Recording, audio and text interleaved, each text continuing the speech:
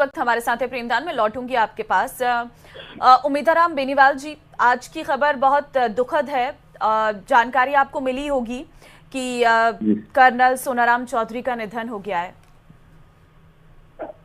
जी, colonel Sonaram Chaudhary का निधन बड़े दुख की बात है। पूरे पश्चिमी राजस्थान के ही नहीं, पूरे राजस्थान के अंदर बड़े लीडर थे और सबके किसानों की मसीहा थे। कर्नल साहब के जाने से किसान कौम को बड़ी क्षति हुई है और वो हमेशा अपने दिल के अंदर ये हमारे किसान कैसे आगे बढ़े, और उनके दिल में यही रहता था कि किसान का बच्चा हमेशा प्रगति करे, आगे बढ़े।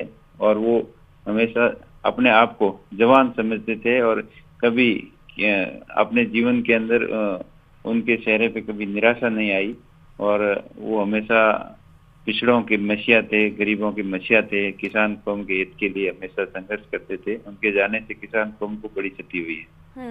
लेकिन आपसे ये जानना चाहूंगी, क्या कोई बीमारी उन्हें थी? आपकी तो मुलाकात होती रहती होगी उनसे, अचानक से उनका निधन होना ये अपने आप में बहुत बड़ी क्षति है। हाँ, उन्हें पहले कोई ऑपरेशन हो रखा था, उसी ऑपरेशन के अंदर कुछ दिक्कत आई और उसके बाद में उनको दिल का दौरा पड़ गया। और जब निधन हुआ तब अपोलो हॉस्पिटल के सामने ही कहीं अपने निजी काम से गए हुए थे और ऐसे दर्द महसूस किया और तुरंत हॉस्पिटल गए। हॉस्पिटल जाने के बाद में लगभग 15-20 मिनट बाद में बेहोश हो गए और उसके बाद में वापिस होश नहीं आ पाए। आपकी कोई आखिरी मुलाकात उनसे कब रही थी? मैं तो जब भी मैंने सुना कि बीमार हो गए उसी समय मैं हॉस्पिटल गया और जब मैं हॉस्पिटल पहुंचा तब तक वो बेहोश थे। मेरे जाने के बाद में उनके ऑपरेशन भी हुआ और स्टेंट भी डाला, लेकिन ऑपरेशन के अंदर सफलता नहीं मिली और आखिर उन्होंने आखिरी सांस अपोलो हॉस्पिटल के अंदर ली। बेनीवाल जी, देखिए, इंसान चला जाता है लेकिन बहुत सी यादें उसकी रह जाती हैं। कोई ऐसी जानकारी जो आज आप साझा करना चाहें, क्योंकि आपकी तो मुलाकात उनके साथ होती रहती थी। हाँ बिल्कुल, मेरा 98 से जब मैं कर्नल सोनाराम पहली बार MP बने थे उससे लेकर आज दिन तक हमेशा उनसे हमेशा मुलाकात होती रहती थी। वो एक नेक दिल इंसान थे, अच्छे इंसान थे, हर जरूरतमंद की हेल्प के लिए हमेशा आगे तत्पर तैयार रहते थे।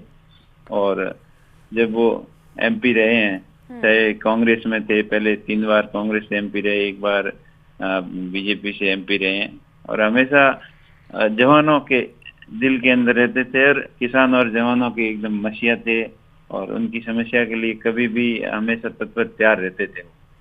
बिल्कुल, और जैसे कि आप बता भी रहे हैं, गरीबों के, किसानों के, दलितों के, पिछड़ों की आवाज उन्होंने उठाई थी। बिल्कुल दबंग आवाज थे और हर किसी के मदद के लिए दबंगता से पैरवी करते थे और दबंग किसान नेता के नाम से मशहूर थे और पश्चिम राजस्थान में उनकी अलग ही पहचान थी। बिल्कुल, पश्चिमी राजस्थान को खास तौर पर एक बहुत बड़ी क्षति हम बेनीवाल जी से मानेंगे। जी ठीक है, बहुत धन्यवाद हमारे साथ जुड़ने के लिए। तो उम्मीदाराम बेनीवाल जी, कांग्रेस से सांसद, इस वक्त फोन लाइन पे हमारे साथ थे, जिन्होंने साझा की जानकारियां। उनका ये कहना था कि वो अस्पताल में पहुंचे थे लेकिन तब तक निधन हो चुका था।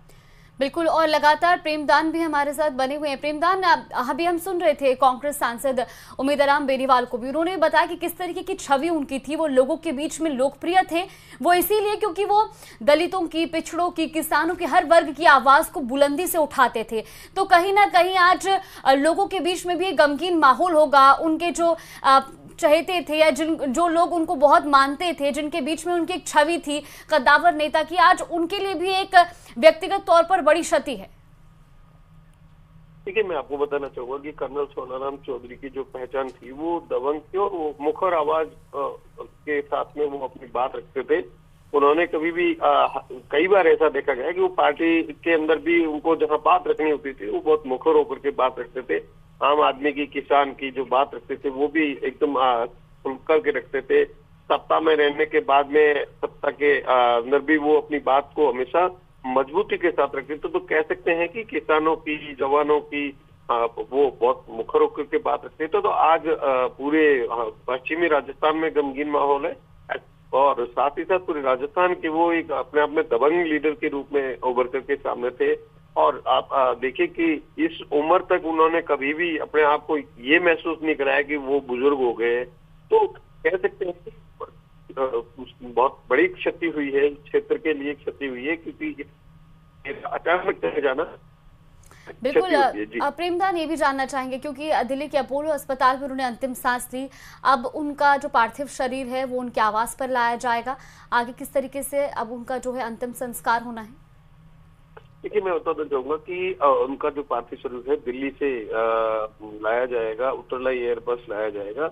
यहाँ से उनका जो मकान है बाड़मेर में, वहाँ रखा जाएगा, अंतिम दर्शन के लिए रखा जाएगा। और उसके बाद में बाड़मेर से उनके जो पैतृक गांव है मोहनगढ़, वहाँ ले जाया जाएगा, जहाँ पर उनका अंतिम जो संस्कार होगा। तो क्योंकि इसके लिए कि जैसे ही पूरी ये खबर बाहर निकलने के बाद में दमदम माहौल है और जो लोग हैं वो भी जुटना शुरू होंगे, तो कह सकते हैं कि पूरे क्षेत्र के लिए अपने आप में क्षति है।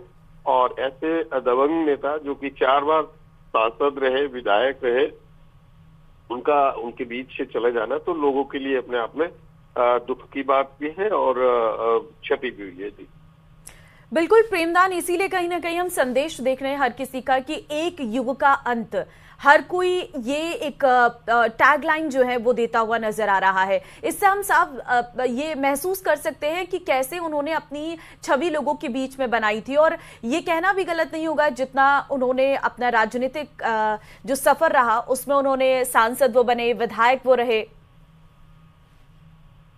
बिल्कुल कह सकते हैं कि वो काफी दबंग थे और अपनी आवाज के जरिए यहाँ के जो इस क्षेत्र की समस्या को लेके, यहाँ के लोगों की बात को लेकर के उन्होंने कभी भी मतलब ये नहीं सोचा। वो अपने जनता के बारे में आवाज उठाते थे और उसी आवाज के कारण और उनकी दबंगता के कारण हर कोई आदमी जो है अपने आप में, कर्नल सोनाराम चौधरी जो कर्नल रहने के सेना के बाद में वो डिसिप्लिन में भी रहते थे हमेशा और आम आदमी की आवाज को उठाते थे। उनके लिए सबसे महत्वपूर्ण इस क्षेत्र की जनता थी और उसके लिए हमेशा अपनी आवाज को बुलंद रखते। बिल्कुल, और क्योंकि वो आम आदमी की आवाज थे, उनकी जो तमाम मुद्दे थे उनको उठाया करते थे और इसीलिए उनका जो राजनीतिक सफर था या जो राजनीतिक गलियारों में आज शोक है वो तो है ही, लेकिन साथ ही साथ जो जनता है, जो उनकी समर्थक थी, आज वो भी कहीं ना कहीं उनको भी क्षति पहुंची है। और राजनीतिक गलियारों में आज उन्हें किस तरीके से याद किया जा रहा है प्रेमदान? देखिए, हर किसी को, क्योंकि कर्नल सोनाराम चौधरी का अचानक से इस तरीके की खबर निकल के आना कि उनकी तबीयत, क्योंकि कल रात को जैसे ही ये खबर निकल के आई उसके बाद से लगातार जो सोशल मीडिया है या लोगों के जरिए ये मैसेज उनके लिए दुआएं की जाए कि वो तत्काल स्वस्थ हो जाए। लेकिन डॉक्टरों की मेहनत उनको बचा नहीं पाई और उनके निधन की जैसे खबर आई तो ये अपने आप में पूरे क्षेत्र के अंदर शोक की लहर दौड़ पड़ी और पूरे लोगों के अंदर हर कोई एक दबंग नेता को खोने को गम महसूस कर रहा है। प्रेमदान, आपसे ये जानना चाहेंगे क्योंकि कद्दावर जाट नेता के रूप